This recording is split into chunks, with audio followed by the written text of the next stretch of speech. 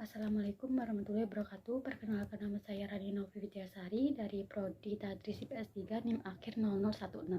Di sini saya akan menyampaikan materi tentang jasa training dalam perspektif Al-Quran dan Sains atau perkehidupan dan lingkungan hidup jasa training dalam matkul studi Quran dan tafsir Tarbawi. Nah, habitat tempat hidupnya itu ada 4. Yang pertama, habitat terestrial daratan. Yang kedua, habitat perairan. Yang ketiga, habitat di dalam organisme lain. Yang keempat, habitat di kawasan ekstrim. Perkehidupan dan lingkungan hidup jasa training. Jumlah jenis jasa training yang hidup di bumi diperkirakan mencapai setidaknya jutaan jenis. Dengan jumlah ini, tidaklah heran bila jasa training dapat ditemukan di semua tipe habitat di bumi, termasuk tipe-tipe habitat yang terbentuk di dalam tubuh manusia, hewan, dan tumbuhan. Pada dasarnya, jasa training sangat penting dalam membentuk dan memelihara semua perkehidupan di seluruh bagian biosfer, yaitu bumi, lingkungan, dan semua penghuninya. Jasa training juga berperan dalam jaringan makanan yang tidak tergantung pada sinar matahari. Yang pertama, yaitu habitat terestrial atau daratan. Tanah merupakan salah satu habitat yang dipilih oleh jasa training menjadi tempat hidupnya. Diperkirakan hanya 1% saja dari seluruh jenis jasa training yang hidup di tanah yang telah berhasil diidentifikasi. Semua organisme ini, baik yang sudah maupun belum dikenal manusia, turut berperan dalam membentuk ekosistem tanah yang ada saat ini. Mereka bertanggung jawab terhadap terjadinya transfer nutrien ke tanaman dan hewan. Beberapa jenis jasa training dapat menangkap nitrogen yang berupa gas dan mengubahnya sedemikian rupa sehingga dapat digunakan tumbuhan dalam melangsungkan kehidupannya.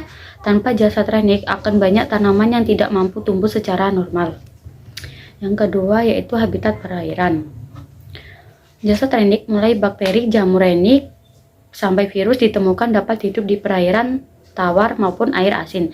Tidak hanya perairan permukaan tanah juga dihuni oleh mereka. Di dalam habitat ini, sebagaimana kelompoknya yang hidup di daratan, jasa training juga berperan sebagai pendaur ulang serta dasar bagi jaringan makanan. Yang ketiga, yaitu habitat di dalam organisme lain. Jasa training juga menghuni organ di tubuh manusia dan tumbuhan termasuk manusia. Di tubuh manusia diperkirakan hidup jasa training sebanyak 100 triliun sel. Jumlah ini sekitar 10 kali lebih banyak daripada sel yang membentuk tubuh manusia, atau 10 triliun sel. Mereka hidup di berbagai organ manusia sebagai habitatnya. Tidak ada dua orang yang memiliki komposisi jenis dan jumlah jenis jasa training yang sama. Dari sini dapat dibayangkan berapa jumlah habitat yang dapat dihuni oleh sekian banyak jenis jasa training. Di samping manusia, semua hewan dan tumbuhan juga menjadi habitat yang unik dan cocok untuk kehidupan banyak jenis jasa training. Yang keempat, yaitu habitat di kawasan ekstrim. Jasa training juga ditemukan hidup di kawasan yang tidak dapat dihuni oleh makhluk hidup lain, seperti di sumber air panas, di sekitar celah atau kawah di dasar samudra, di perairan dengan kadar garam tinggi atau kandungan oksigen rendah, hingga di dalam batu. Kawasan yang ekstrim menurut standar manusia ini dipilih oleh banyak jasa training menjadi tempat hidupnya. Jasa training yang secara kualitatif maupun kuantitatif secara potensial seharusnya dapat dimanfaatkan untuk kesejahteraan manusia. Kalaupun ada di antara yang merugikan manusia seperti menimbulkan penyakit, tentu dengan kemajuan ilmu pengetahuan dan teknologi dapat dikendalikan dengan berbagai cara. Bioteknologi mungkin menjadi salah satu cara manusia memanfaatkan jasa training menjadi berdaya guna. Selain itu, bioteknologi juga dapat menimbulkan musibah besar dalam kehidupan manusia bila dikelola dengan salah. Salah satunya adalah dalam mengelola air bersih untuk kehidupan sehari-hari.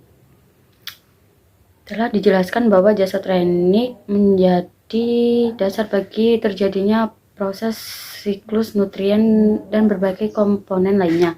Di antaranya adalah dalam mendaur ulang makhluk hidup yang mati menjadi material organik yang dapat diserap di antaranya oleh tumbuhan. Proses yang dikenal dengan pembusukan ini dilakukan oleh berbagai jenis jasa teknik seperti halnya yang terjadi pada bangkai hewan, bangkai dan juga darah merupakan salah satu material yang tidak boleh dimakan, yaitu hukumnya haram.